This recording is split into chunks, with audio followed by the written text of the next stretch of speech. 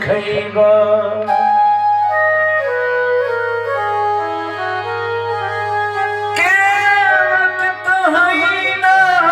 गंगा तीर धोइबा कर जोरी तोहरा से कहता निरागी कि हमनी के कहियाल दर्शन दिखैबा।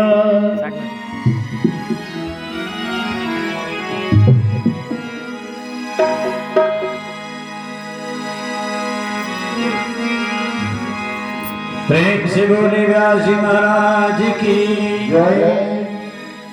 परम पूज्य व्यास जी महाराज का आगमन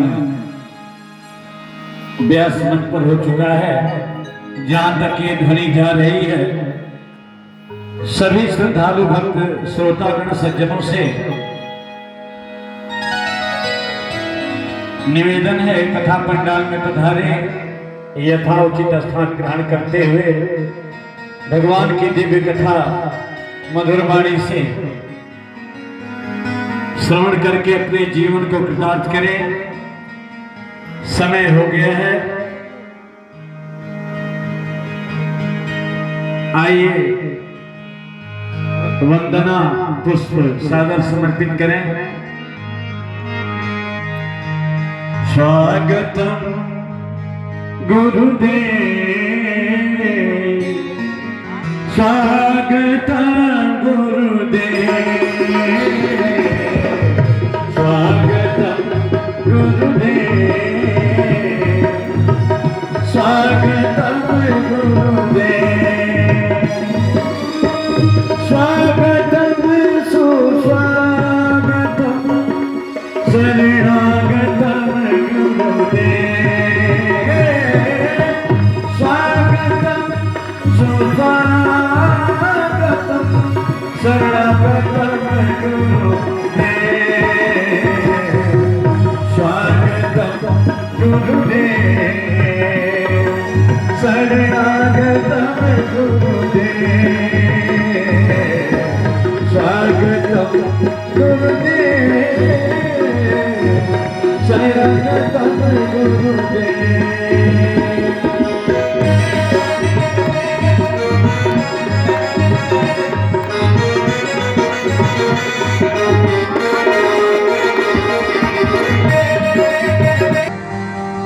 हरे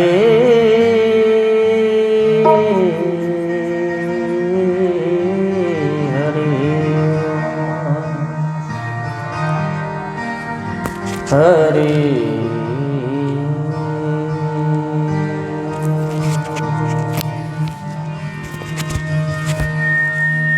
बोले वृंदावन बिहारी लाल की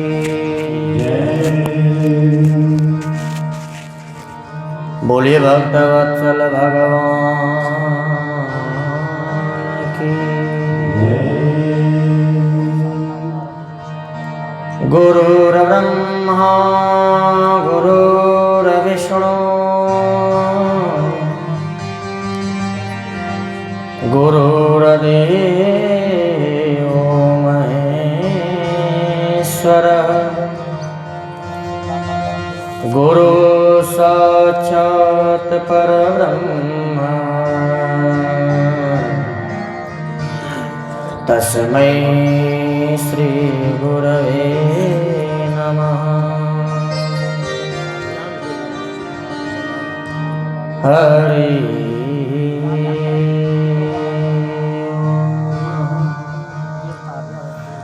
नमः परमहंसास्वादित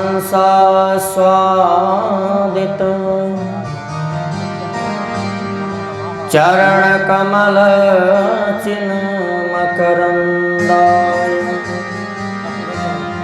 भक्त जनमानस निवासाय श्री रामचंद्राय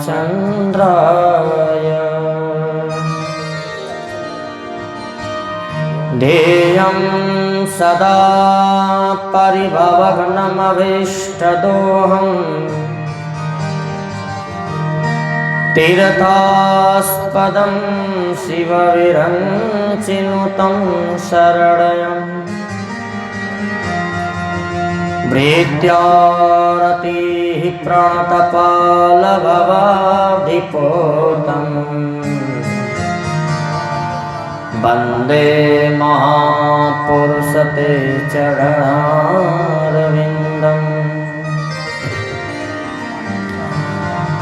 त्यक्त्वा सुदुस्त्यज सुरे पसितराज्यलक्ष्मीम् धर्मिष्ठ आर्यवचसा यदगादरणयम्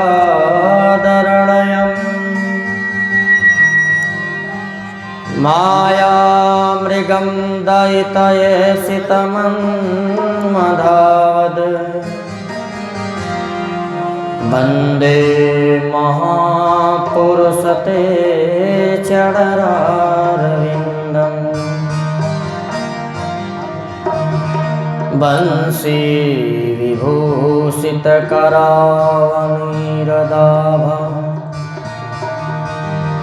पीताम्बरादरुणबिम्बफलादरुष्ठा पूर्णेन्दुसुन्दरमुखादरविन्दनेत्रा कृष्णात् परं किमपि तत्त्वमहं न जाने नारायणं नमस्कृत्य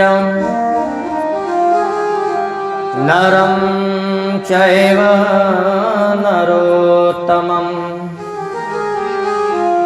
देवीं सरस्वतीं व्यासं ततो जयमुदीरयेत्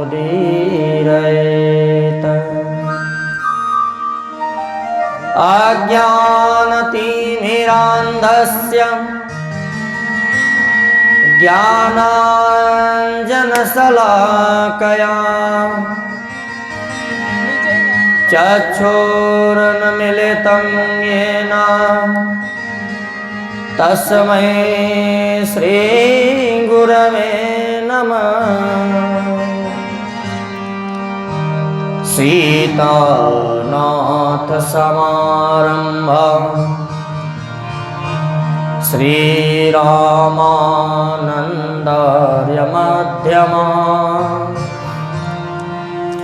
अस्मदाचार्यपर्यन्ताम् वन्दे श्रीगुरुपरम्पराम्।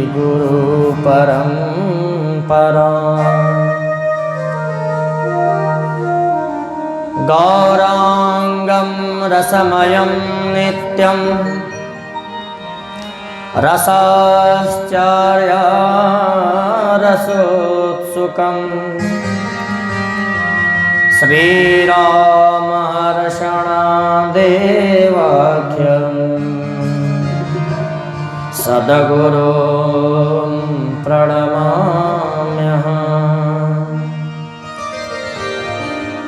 जय जय श्रीराधारमण जय जय नवल किशोर जय गोपी चितचोर प्रभु जय जय माखन चोर। बोले वृंदावन बिहारी लाल की।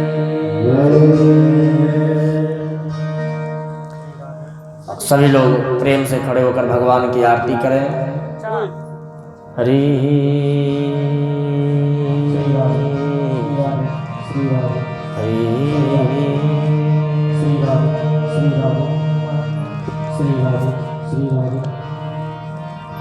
आरती अति पावन पुराण की। आरती अति पावन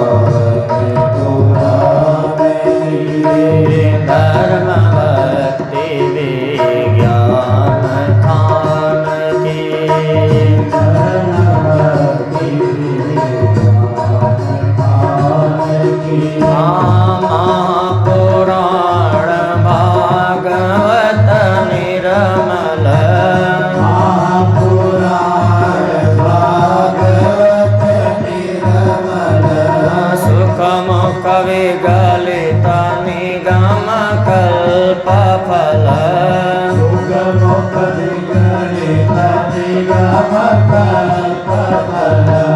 परमानंद सुधार समय कल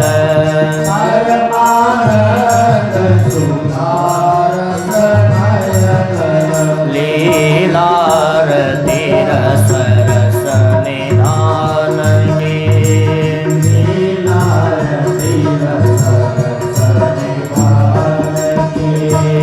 आरती अति पावन पुराण के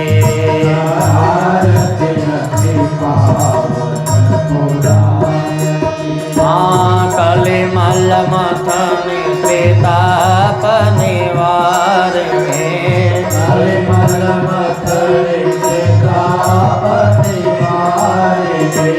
जन्म मृत्यु मय भव भयहारि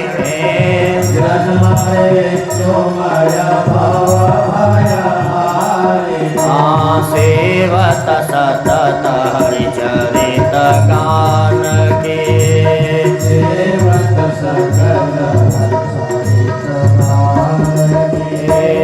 आरती अति पावन पुराण के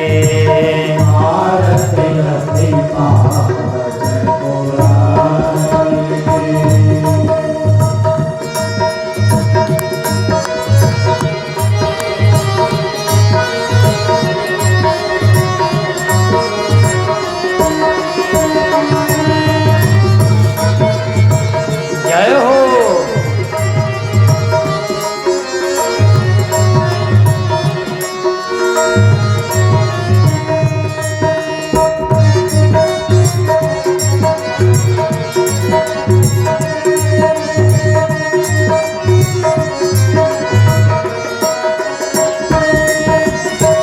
विषय विलास विमोह विनाशिनी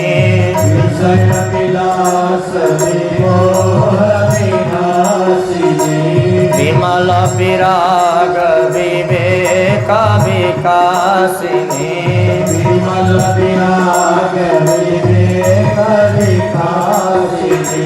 भगवत तत्व रहस्य प्रकाशिनी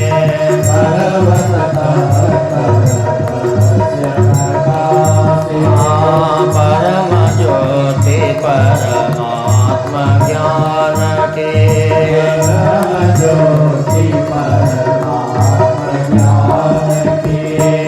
आरती अति पावन पुराण के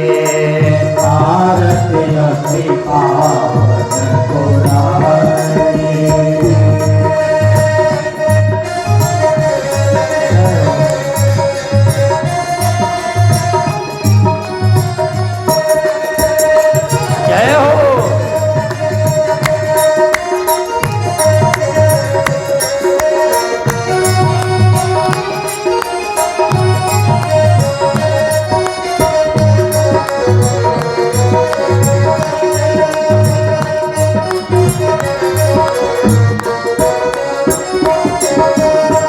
परमहंस मोहि मन उल्लासिनी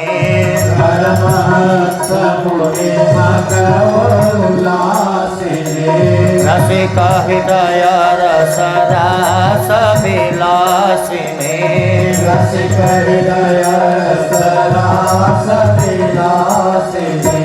मुक्ति मुक्ति रति प्रेम सुदासिनी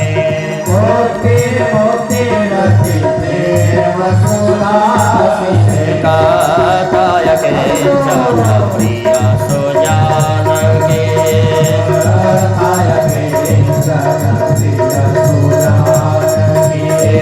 आरती अति पावन पुराण के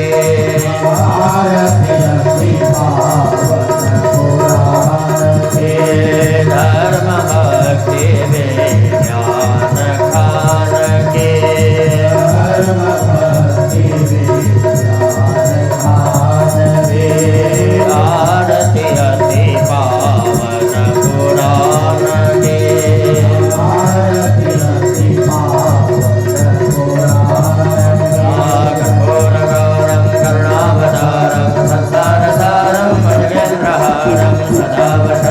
प्रजारविन्दे भवानी मामे त्वमेव माता च पिता त्वमेव त्वमेव बन्धो च सखा त्वमेव त्वमेव वेद्या द्रविणं त्वमेव त्वमेव सर्वं हरे राम राम राम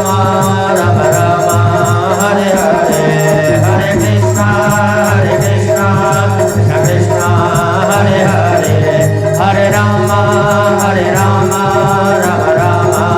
हरे हरे हरे कृष्ण कृष्ण कृष्ण हरे हरे।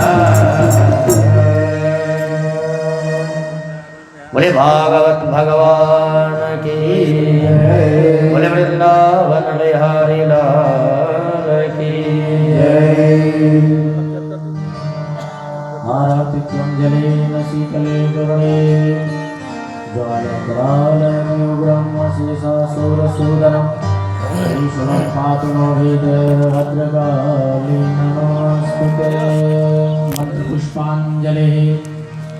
ॐ जनेन जगमयदिन्द्रदेवास्तानि धर्माणि प्रथमान्यासन्न देहनाकं महिमानः शचन्द यत्र पूर्वे साध्याः सन्ति देवाः सेवन्तिकावपुषं भगवाटलाजे मन्दारजातिकरवीररसालपुष्पे बिल्वप्रवालतुलसीदलमञ्जरेभे त्वां पूजयामि जगदीश्वरमे प्रसीद। नारायणं पुष्पाणि यथा कालोद्भवानि च पुष्पाञ्जलिर्मया दत्तो गृहाणः परमेश्वरः। मन्त्रपुष्पाञ्जलिं समर्पयामि। बोले वृन्दावन बिहारी लाल की जय। बोले भागवत भगवान की जय। नहीं हो जाएगा ठीक है।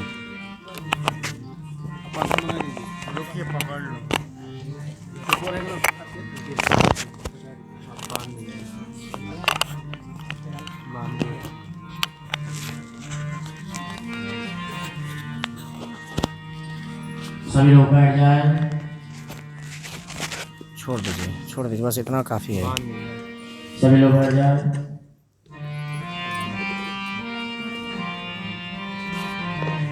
एक विशेष सूचना,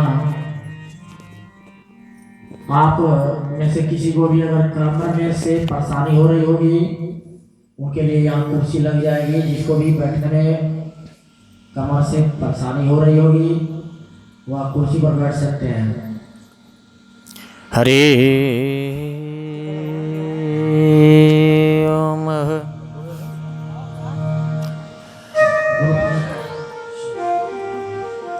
ओम गुरुर्ब्रह्मा गुरुर्विष्णु गुरुर्देवो महेश्वरः गुरुः साक्षात् परं ब्रह्म तस्मै श्री गुरुवे नमः।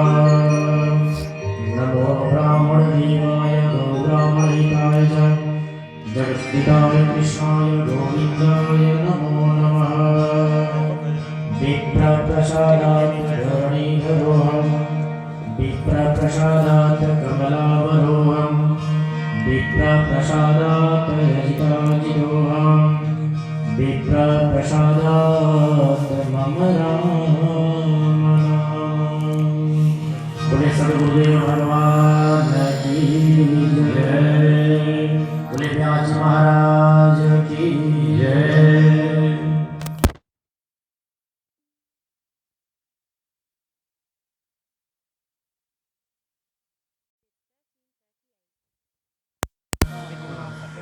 बोलिए वृंदावन बिहारी लाल की जय। आइए मन और वाणी को पवित्र करने के लिए सबसे पहले भगवान का भजन करते हैं। पुनः कथा में प्रवेश करेंगे। तो प्रेम से सभी लोग भगवान का भजन गावेंगे साथ में। हरि ओम। हे प्रभु मुझे बता दो चरणों में कैसे आऊं हे प्रभु,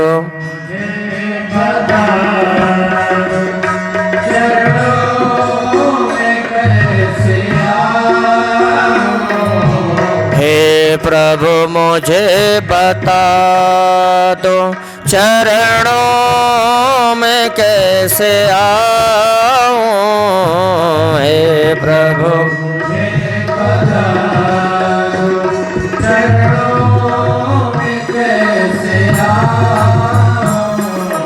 माया के बंधनों से छुटकारा कैसे पाऊं,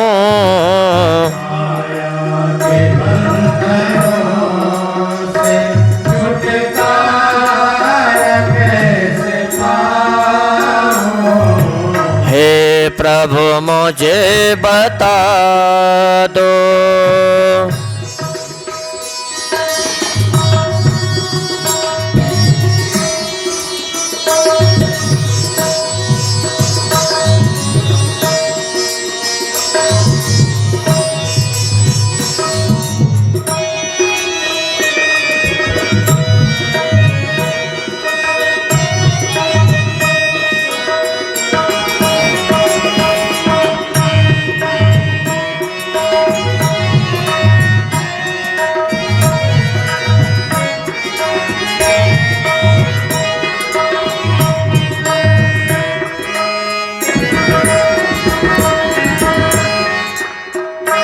ना जानू कोई पूजन अज्ञान हूँ मैं भगवन,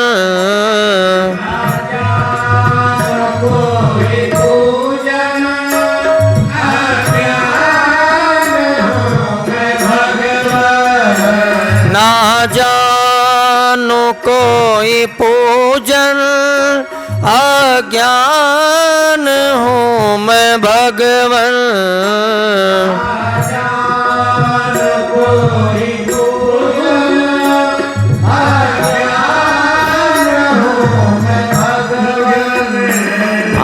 करना कृपा दयालो,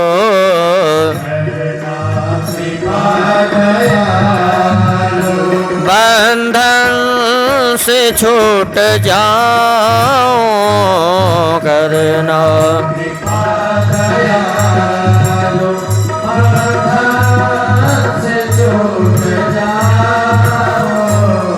हे प्रभु मुझे बता दो।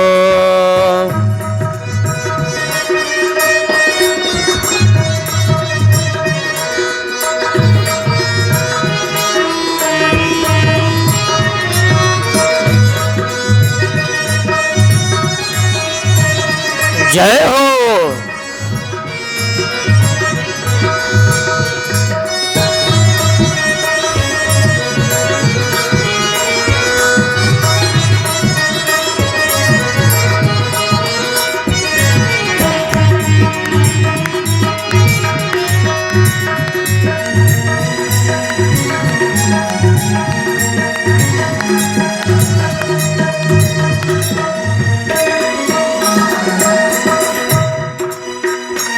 मैं हूँ पतित स्वामी, तुम हो पतित पावन, मैं हूँ पतित स्वामी, तुम हो पतित पावन, मैं हूँ पतित स्वामी, तुम हो पतित पावन, मैं हूँ पतित स्वामी, तुम हो पतित पावन, अवगुण भरा है मुझ में, अवगुण भरा है मुझ में, इसे कैसे मैं दिखाऊं, अवगुण भरा है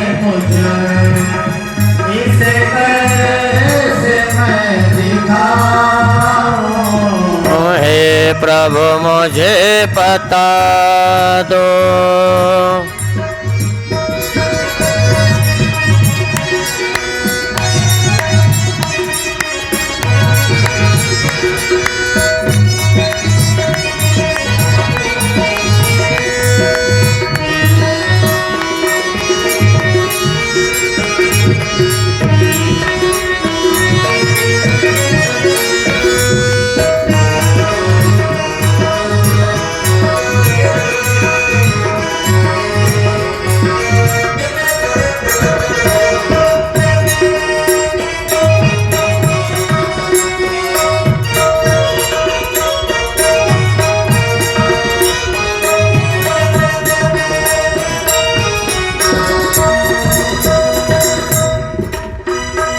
अच्छा हूँ या बुरा हूँ, जैसा भी हूँ तुम्हारा।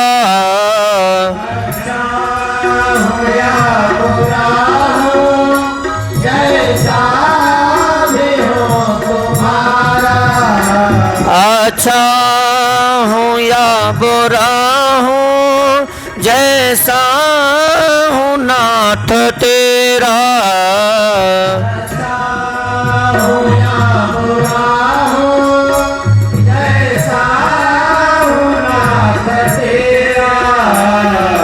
ठुकराओ ना मुझे तुम, ठुकराओ ना मुझे तुम। चरणों में शीश झुकाऊं। ठुकराओ ना मुझे तुम, चरणों में सिर झुकाओ। हे प्रभु मुझे बता दो, चरणों में कैसे आऊं। हे प्रभु मुझे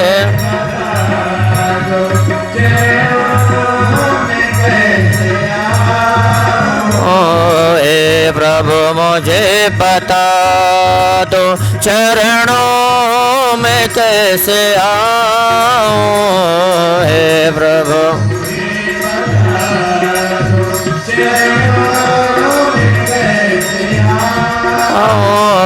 माया के बंधनों से छुटकारा कैसे पाऊं। माया के बंधन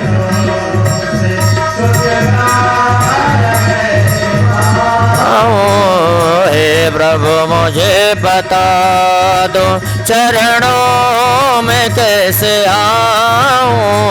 हे प्रभु मुझे चरणों में कैसे आऊं। हे प्रभु मुझे बता दो, चरणों में कैसे आऊं। हे प्रभु मुझे बता दो। बोले वृंदावन बिहारी लाल की।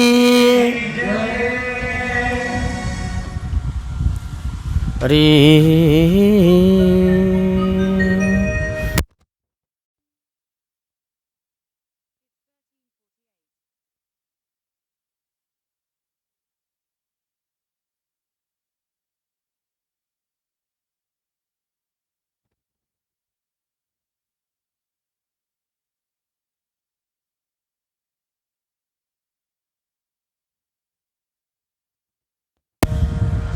बोलिए भक्तवत्सल भगवान की जय।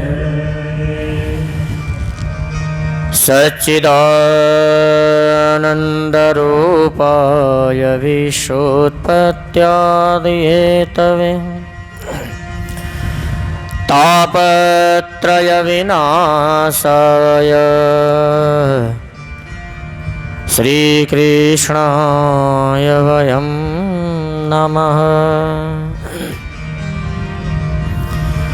जय जय श्री राधारमण,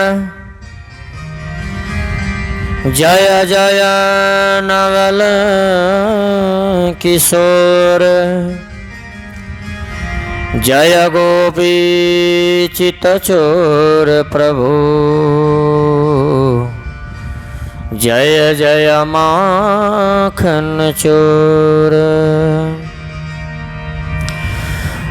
रक्ताम्बोजदलाभिराम नयनम पीताम्बरालंकृतम् श्यामांगं द्विभुजं प्रसन्नवदनं श्रीसीतया शोभितं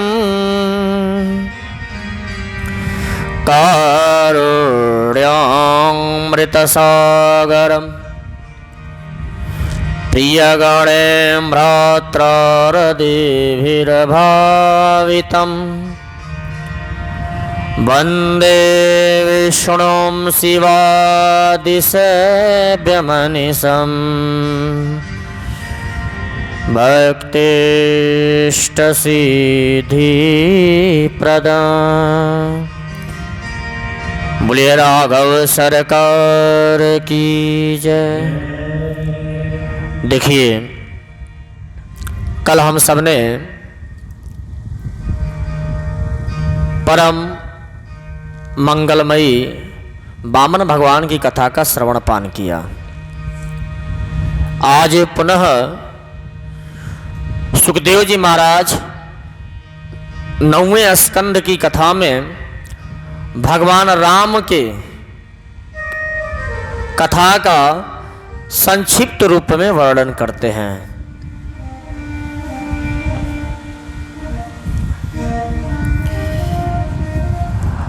सुखदेव महाराज कहते हैं, राजन, भगवान के जो 24 अवतार हैं, वो 24 अवतार सभी पूजनीय हैं, परंतु मानव चरित्र से ज्यादा जो जुड़े हुए अवतार हैं वो सिर्फ 2 ही अवतार हैं, रामावतार और कृष्णावतार। राम कृष्ण दो एक है, अंतर नहीं निमेष, इनके नयन गंभीर है, उनके चपल विशेष। और सुखदेव महाराज कहते हैं, राजन, राम और कृष्ण दोनों में कोई भेद नहीं है। थोड़ा सा अंतर क्या संतों ने निकाला कि राम थोड़े गंभीर हैं और कृष्ण थोड़े चंचल हैं। और महाराज, नाम से भी पता चलता है। राम कितनी आसानी से हम बोल सकते हैं, राम, परंतु कृष्ण बोलने में ना नाम भी टेढ़ा ही है। कृष्ण अगर थोड़ा तोतला बोलने वाला है तो कुछ और ही बोल देगा, तो नाम भी कृष्ण का टेढ़ा ही है। कृष्ण, जीभ लपटा जाती है बोलने में। तो जैसा नाम है वैसे ही कृष्ण भगवान की पूरे जीवन की चरित्रता भी है। और राम का जिस प्रकार का नाम है, उनके जीवन को भी उठा के आप देखिए, जीवन भी मर्यादाओं से ही भरा हुआ है। सरल जीवन राम ने जिया है। इसलिए परीक्षित, राम ने जीवन में जो किया वो करो, और कृष्ण के कहे हुए को करो, तब जाकर के जीवन आपका एक सही दिशा में चल सकता है। सुखदेव स्वामी ने राजा परीक्षित से कहा, राजन, चूंकि बिना राम की कथा के कृष्ण का उदय नहीं होता है, इसलिए संक्षेप में हम राम की कथा सुनाते हैं।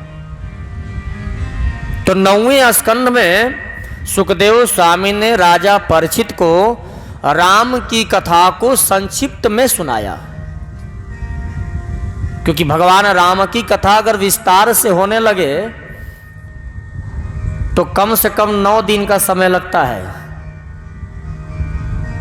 9 दिन में राम कथा होती है, या 7 दिन का भी लोग रखते हैं, परंतु महाराज राम कथा 9 दिन में भी पूरी नहीं होती। हजारों वर्ष बीत जाएगा राम कथा और भागवत कथा करते करते, फिर भी कथा का कहीं अंत नहीं है। हरि अनंत हरि कथा अनंता।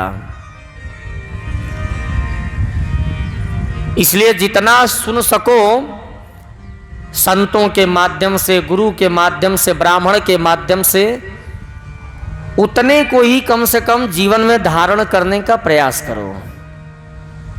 हाँ, प्रेम से बोलिए राधे राधे। सुखदेव महाराज कहते हैं, राजन आपने राम की कथा तो ऋषियों से अनेकों बार सुना होगा, इसलिए इस कथा में हम राम की कथा संक्षेप में सुनाते हैं। सुनो ध्यान से। हमारे राम प्रभु का जिस वंश में जन्म हुआ, अवतार हुआ, उस वंश का नाम है सूर्य वंश।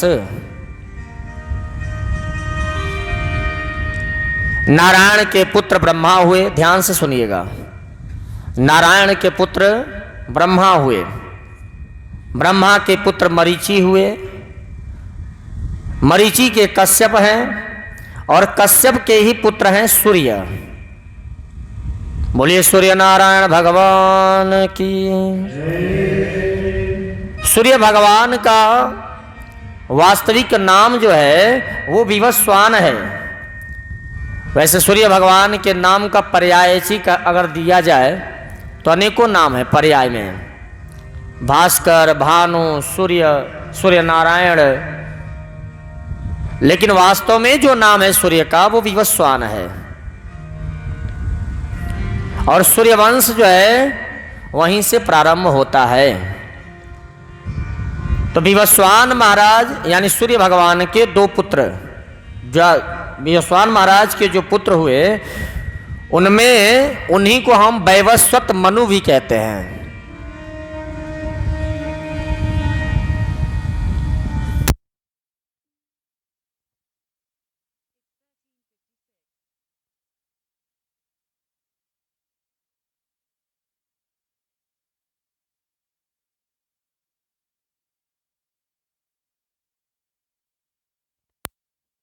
ओम।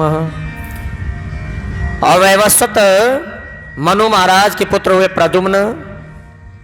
प्रद्युम्न महाराज शिव जी के आश्रम में गलती से चले गए, और महाराज वहां जाकर के वो स्त्री बन गए। फिर उन्होंने देह त्याग किया। वैवस्वत मनु महाराज के मन में बड़ी चिंता हुई।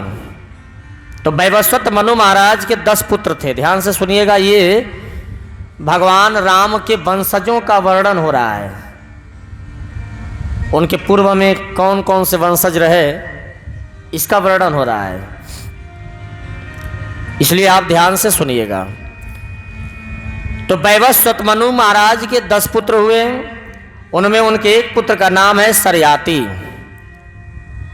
वैवस्वत मनु के सरयाति नाम के जो पुत्र हैं उनके यहाँ एक परम सुंदरी कन्या का जन्म हुआ जिसका नाम है सुकन्या।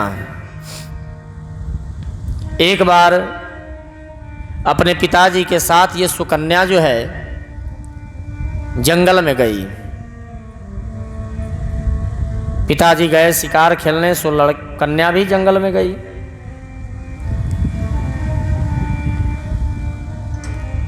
और वहां पर च्यवन ऋषि जो थे वो तपस्या में लीन थे। ऐसी तपस्या में लीन थे च्यवन ऋषि कि महाराज उनके पूरी शरीर पर दीमक लग गए थे। और दीमक जिस पेड़ में लग जाते हैं या जिस शरीर में लग जाते हैं वो पूरा शरीर को मिट्टी बना देते हैं। तो ऐसा दीमक लगे थे कि उनके पूरे शरीर पर मिट्टी का लेप जैसा लग रहा था। मानो ऐसा हो कि दीमक मिट्टी ही लगा दिए हों, पूरे शरीर में लेप कर दिए हों, ऐसा उनका शरीर हो गया था। नेत्र खुला था तो आंख की जो पुतली है वो दिख रहा था। सुकन्या घूमते घूमते वहां पहुंची, मन में कौतूहल हुआ ये कौन है, क्योंकि जो नेत्र था ना वो च्यवन ऋषि का खुला हुआ था और समाधि में लीन थे। कभी कभी संत ऐसे भी होते हैं जो आपको देख रहे हैं परंतु देख भी रहे हैं और भगवान के ध्यान में भी लग्न है महाराज। आपको लगेगा ये देख रहे हैं। हाँ? प्रेम से बोलिए राधे राधे। और कौतूल हलवश उस कन्या ने एक खर लिया, खर समझते हैं ना, और खर लेकर के च्यवन ऋषि के नेत्र में कौतूहलवश स्पर्श कर दी, खोद दी उसमें। और जैसे ही खोदी च्यवन ऋषि का ध्यान भंग हुआ, च्यवन ऋषि के नेत्र फूट गए, नेत्रों में से खून निकलने लगे। तब तक वैवस्वत मनु महाराज पहुंचे और उन्होंने देखा, अरे राम राम, ये तूने क्या कर दिया बेटी। और ये तो ऐसे संत ऐसे ऋषि हैं जो पता नहीं अगर क्रोध में आके श्राप दे देंगे तो हमारा पूरा वंश ही खत्म हो जाएगा। अब च्यवन ऋषि के क्रोध से बचने का एक ही उपाय था। सो राजा ने सोचा और राजा चरण पकड़ लिए, महाराज हमें क्षमा करिएगा, हमारी बेटी ने बहुत बड़ी गलती कर दी। अब यह गलती की है तो इसका पश्चाताप भी यही करेगी।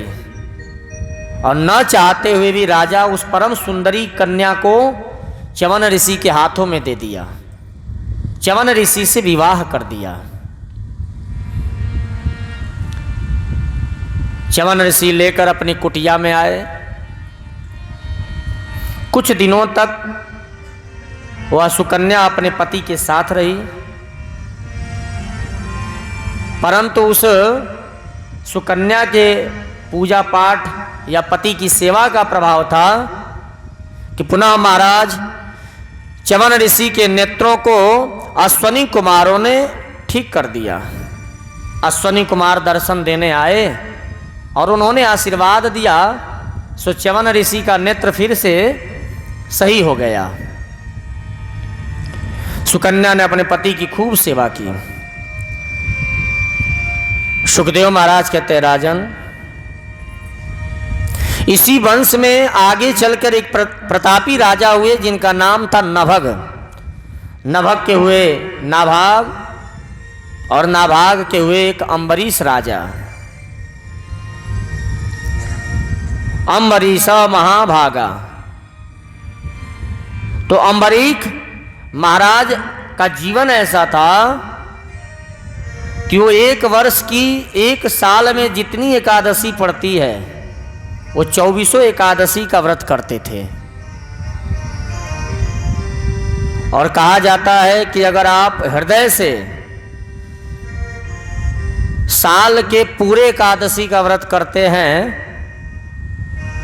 तो आपके मुंह से जो शब्द निकल जाए किसी के लिए वो किसी न किसी रूप में पूरा होना ही होना है।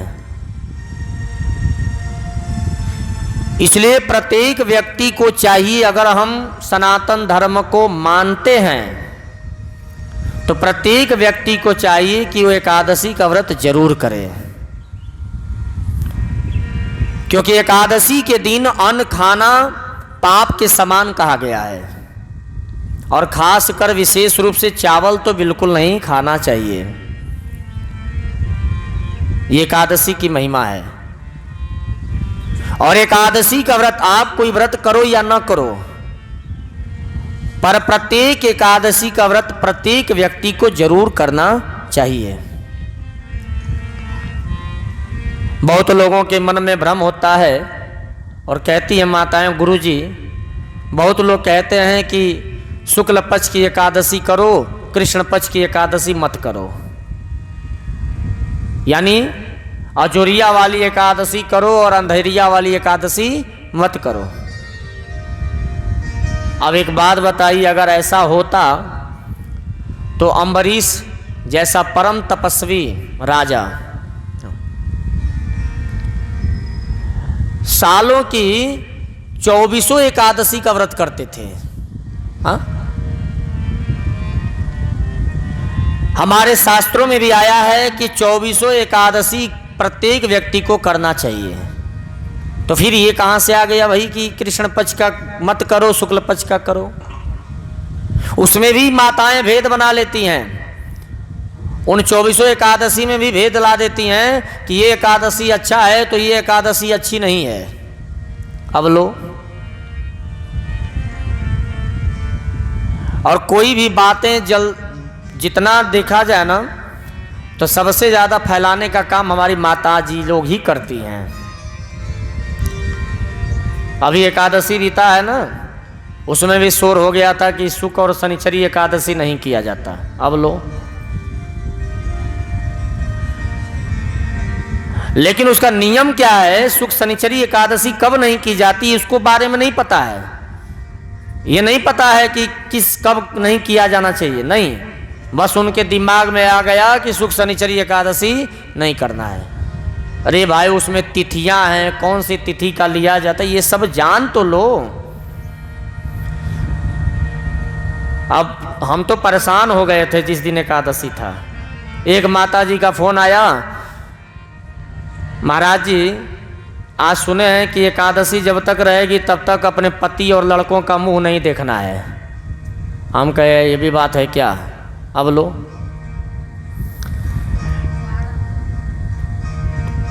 तो ये जो है कुछ गांव घर में ऐसी ऐसी औरतें होती हैं ना जो नेता बन के दिन भर घूमती हैं, और उन्हीं का ये काम है कि बिना मतलब की बात इधर उधर घूम घूम के करती हैं, जानती कुछ नहीं और घूम के यही बातें करती हैं, पता कुछ नहीं है।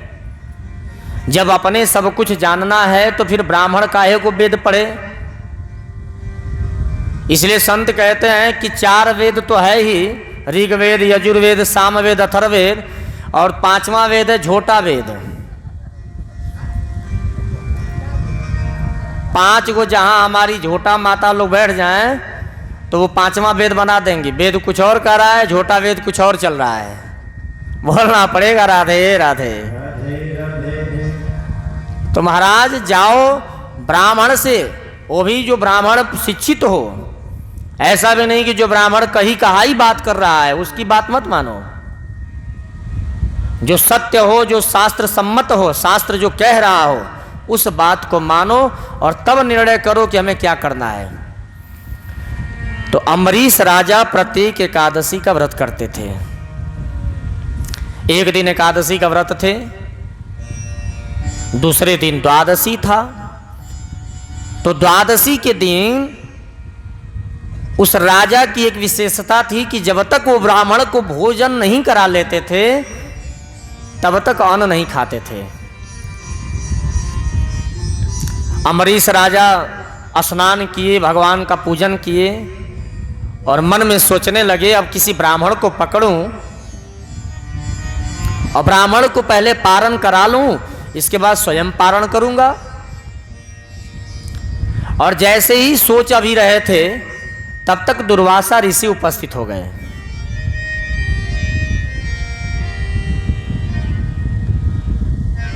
अम्बरीश राजा ने देखा तो प्रणाम किए, गदगद हो गए।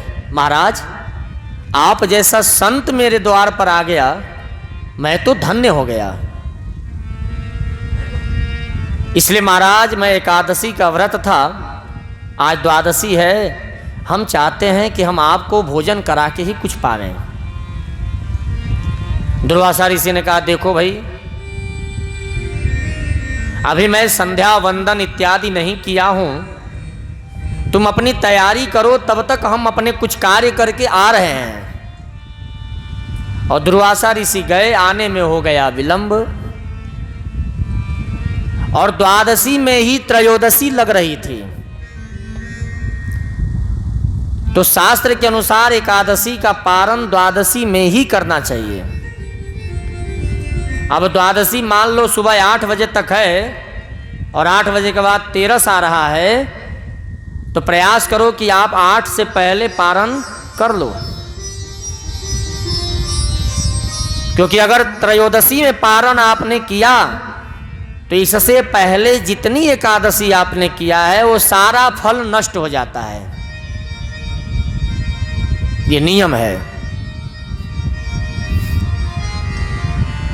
अब अम्बरीश राजा ने देखा ये तो दुर्वासा ऋषि को आने में बड़ा विलंब हो गया और कुछ ही क्षण में द्वादशी खत्म होने वाली है। अब मैं करूं क्या? मैंने एक संत को निमंत्रित कर दिया कि आप भोजन कर लें तो मैं पाऊंगा। अगर संत को बिना भोजन कराए हम पा लेते हैं तो यह अपराध होगा। देखिए, आप ब्राह्मण को, किसी संत को, किसी गुरु को निमंत्रण दे दिए कि महाराज मेरे यहां आपको भोजन करना है,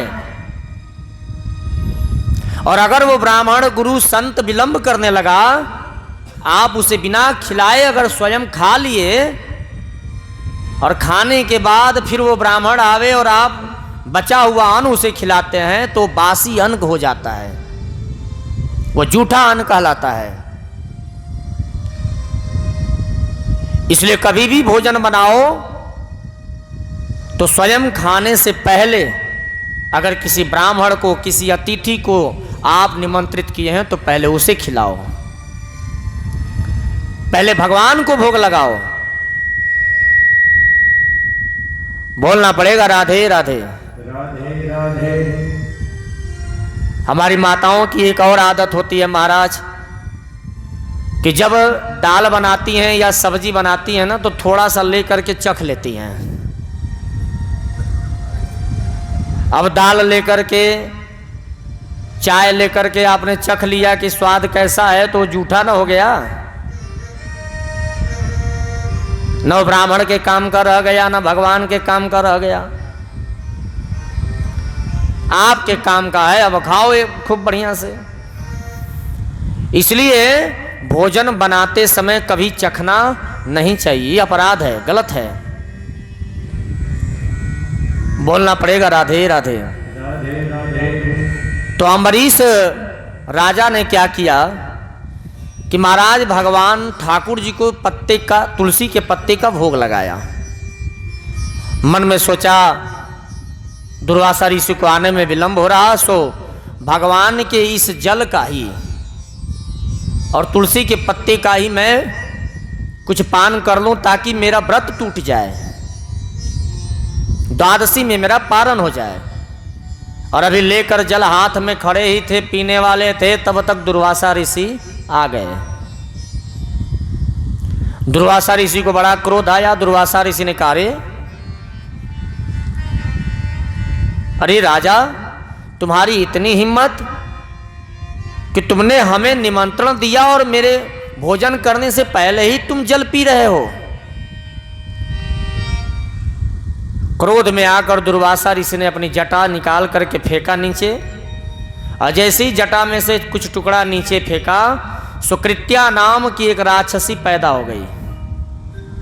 दुर्वासा ऋषि ने कहा, कृत्या से कृत्या, इस राजा को मार दो, ये राजा अपराधी है, इसने एक ब्राह्मण को, एक संत को निमंत्रण दिया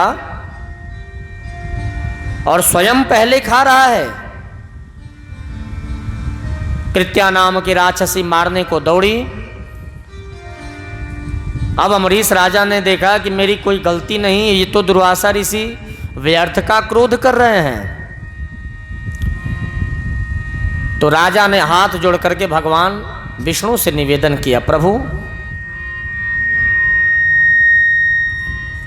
अगर मैंने सच्चे मन से एक पूरी एकादशी का व्रत जीवन में किया हो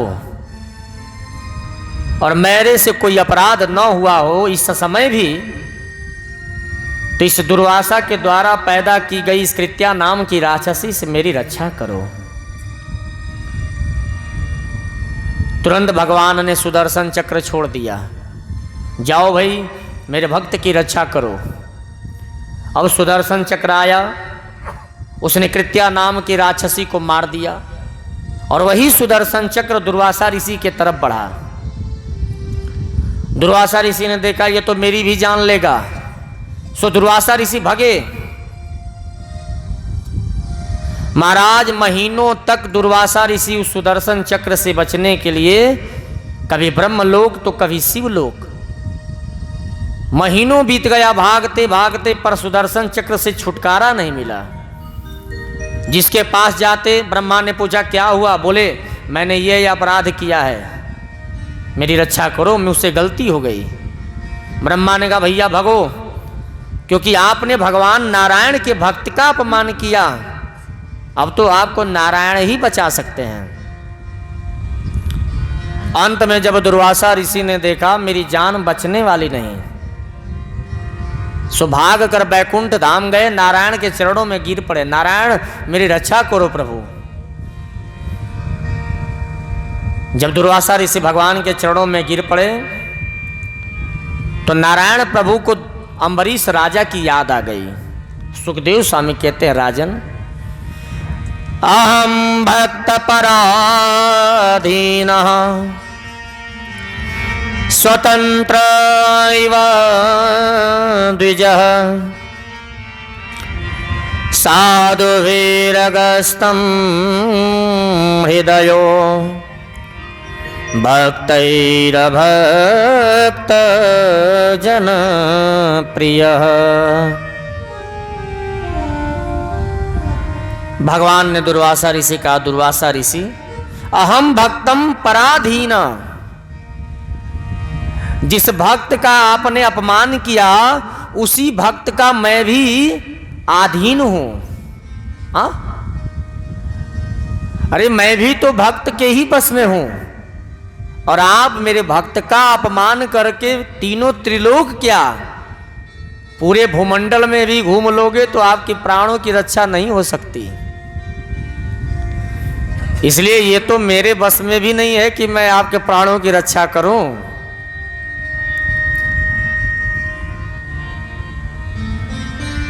इसलिए आप जिस भक्त का मेरा अपमान किए हैं उसी भक्त की चरणों में जाकर गिरिए, अगर वो भक्त आपको क्षमा कर दिया तभी आपकी जान बचेगी। दुर्वासा ऋषि ने देखा ये तो गजब हो गया भाई, जब ये भी भक्त के ही बस में हैं तो फिर इनसे क्या मैं क्षमा मांगू। और सो दौड़ करके दुर्वासा ऋषि महाराज पुनः बैकुंठ लोक से भागकर अम्बरीश राजा के पास आए और राजा के चरणों में जैसे ही गिरने का प्रयास किए सो राजा पकड़ लिए, कहे महाराज क्या करते हैं, अरे आप एक संत हैं, महात्मा हैं, आप हमारे चरणों में गिर करके हमें नरक में ले जाएंगे क्या? हा? अरे हमारे पूर्वजों ने आप जैसे संतों का, ब्राह्मणों का, गुरुओं का चरण पखारते पखारते अपने पूरे जीवन को बिता दिया। आप ब्राह्मणों से ही, आप संतों से ही, आप गुरुओं से ही हमारा यश है, हमारी कीर्ति फैली है, और आप हमारे चरण में गिरते हैं। दुर्वासा ऋषि को पकड़ करके अम्बरीश राजा ने गले से लगा लिया। दुर्वासा ऋषि के चरणों में स्वयं अम्बरीश राजा गिर पड़े, तब जाके सुदर्शन चक्र शांत हुआ और लौट करके चला गया।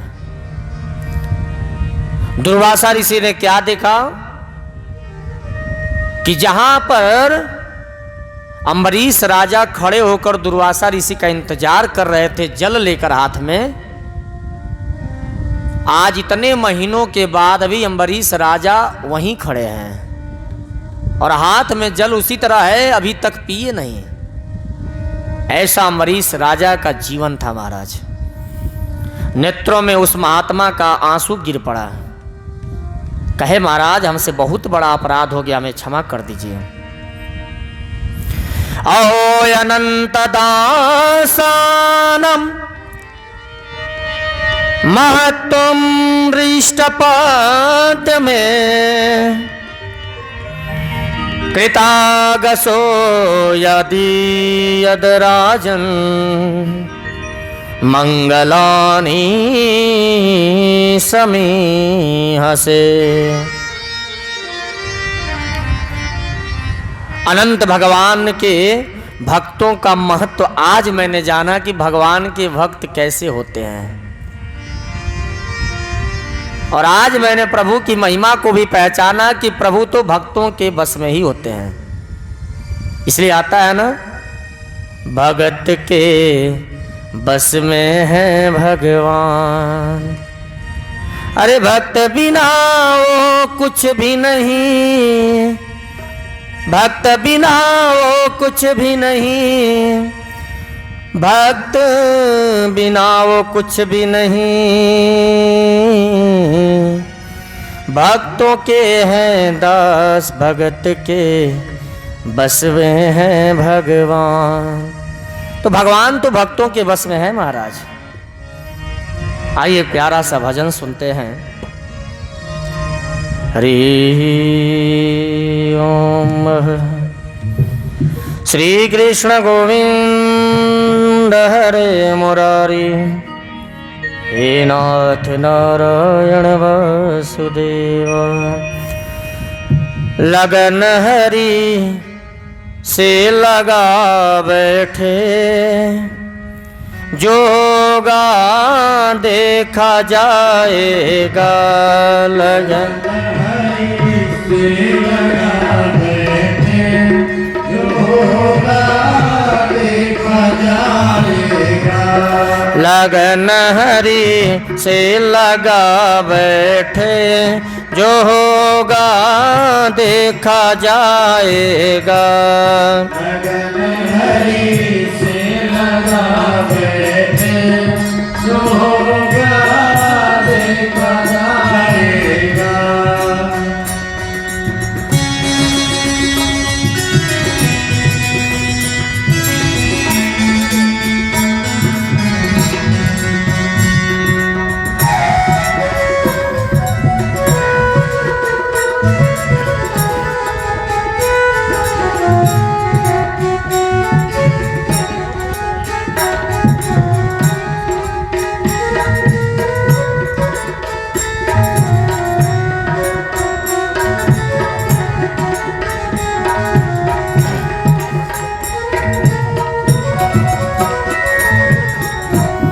कभी दुनिया से डरते थे कि चुप चुप याद करते थे।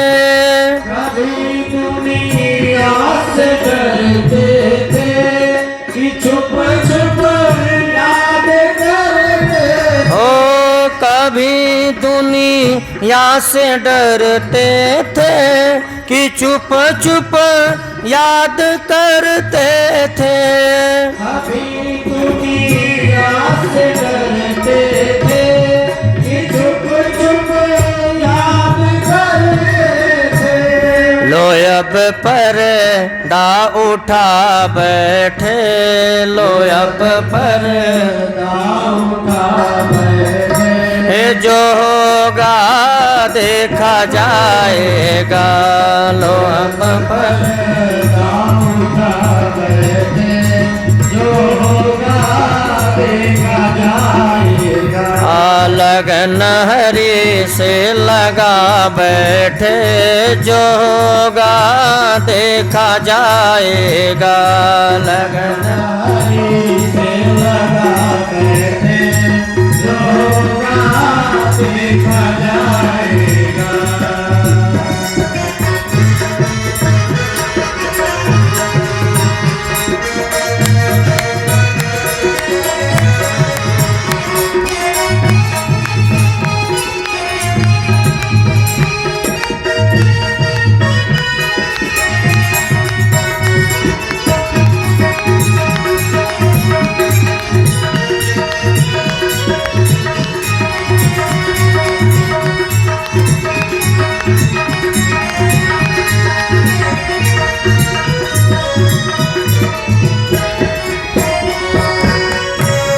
कभी डर था कि ये दुनिया हमें बदनाम ना कर दे। कभी डर था कि ये दुनिया हमें बदनाम ना कर दे। कभी डर था कि ये दुनिया हमें बदनाम ना कर दे। कभी डर था कि ये दुनिया हमें बदनाम ना कर दे। शर्म अब बेच खा बैठे, शर्म अब जो होगा देखा जाएगा। शर्म अब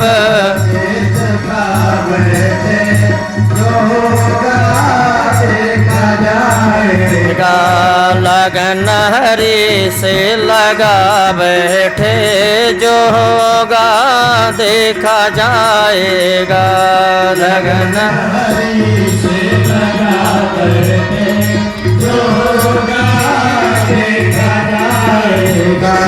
गोविंद मेरो है, गोपाल मेरो है, गोविंद मेरो है, गोपाल मेरो है। गोविंद मेरो है, गोपाल मेरो है। गोविंद मेरो है, गोपाल मेरो है। श्री राधे बिहारी नंदलाल मेरो है। श्री राधे बिहारी नंदलाल मेरो है। श्री बाके बिहारी नंदलाल मेरो है। श्री बाके बिहारी नंदलाल मेरो है। हाँ गोविंद मेरो है, गोपाल मेरो है। गोविंद मेरो है, गोपाल मेरो है। गोविंद मेरो है, गोपाल मेरो है। गोविंद मेरो है, गोपाल मेरो है। बोले वृंदावन बिहारी लाल की। महाराज सुखदेव स्वामी कहते हैं राजन, और इसी सूर्यवंश में चल करके एक से एक बड़े बड़े प्रतापी राजा हुए। सूर्यवंश के प्रतापी राजाओं में परम यशस्वी युवनाश्व राजा हुए। ध्यान से सुनिएगा। तो सूर्यवंश की ये विशेषता थी। सुखदेव महाराज कहते हैं राजन, सूर्यवंश की एक विशेषता ये थी कि जब तक हवन और यज्ञ नहीं होता था तब तक सूर्यवंश में जल्दी किसी को पुत्र नहीं होता था। बिना हवन पूजा पाठ का वंश आगे बढ़ता ही नहीं था।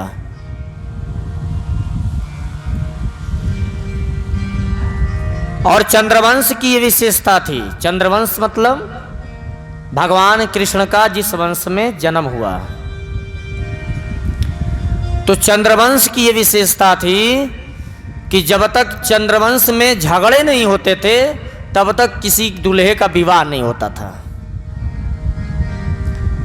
भगवान कृष्ण जिस वंश में आए उस वंश का आप इतिहास उठा के देखिए कि किसी ना किसी का जब शादी हुआ ना तो बिना झगड़े का नहीं हुआ। भगवान की अपनी खुद शादी जो है 16,108, और ये 16,108 जितनी शादियां हैं उनमें इक्का दुक्का को छोड़ के बाकी सब बिना युद्ध का नहीं है। सब प्रभु लड़ झगड़ के ही इतनी कन्याओं से विवाह किए हैं। अब वो कैसे किए हैं ये तो कथा में आगे आएगा ना, बोलना पड़ेगा। राधे राधे। श्री कृष्ण गोविंद हरे मुरारी, हे नाथ नारायण वासुदेवा।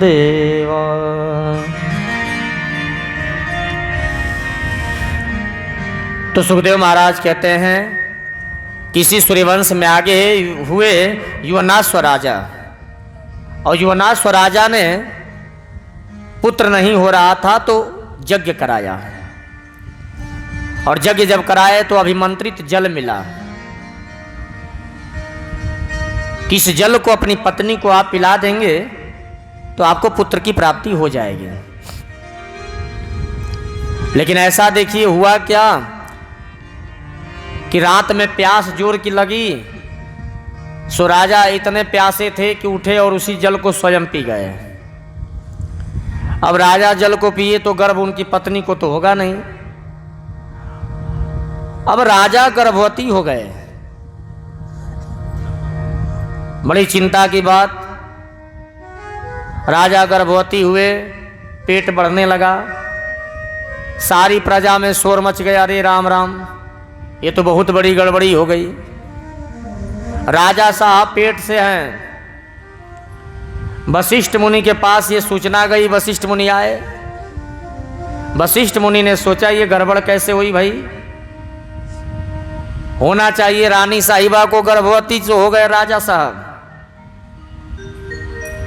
तो वशिष्ठ मुनि ने ध्यान लगा के देखा तो क्या देखे, कहे अरे राजन आपने तो बड़ी गड़बड़ कर दी, ये जल जो आप अपनी पत्नी को पिलाना चाहिए था स्वयं पी गए, अब तो गड़बड़ कर दिए। अब आपको पुत्र कैसे आपके शरीर से पैदा किया जाए। सो महाराज उनके राजा के पेट को चीर करके पुत्र निकाला गया। बालक बाहर आया, सबको चिंता हुई कि इसको दूध कैसे पिलाया जाए। राजा साहब कोई माँ तो है नहीं कि स्तनपान करेगा बालक, तो स्वर्ग से इंद्र भगवान आए। तो बच्चों की आदत होती है ना, बच्चों के मुंह में अंगूठा जब डालेंगे ना तो उसे ही अपना माँ का स्तन समझ के पीने लगते हैं। इंद्र भगवान ने अपने अंगूठे को बच्चे के मुंह में डाला और उस अंगूठे में से दूध की धारा बहने लगी। इसलिए उस बालक का नाम, क्योंकि बालक अंगूठे का पान कर रहा था, इसलिए उस बालक का नाम पड़ा मानधाता। मानधाता के मुचकुंद हुए, और ये मुचकुंद महाराज बड़े तपस्वी थे, बहुत तपस्वी, जिनको भगवान श्री कृष्ण ने मुक्ति दिलाई। आपको याद होगा जब भगवान रण छोड़ के भाग रहे थे उस समय एक दुष्ट का दहन कराए भगवान मुचकुंद से ही, तो मुचकुंद भगवान को भी मुक्त किए भगवान। और इन्हीं मानधा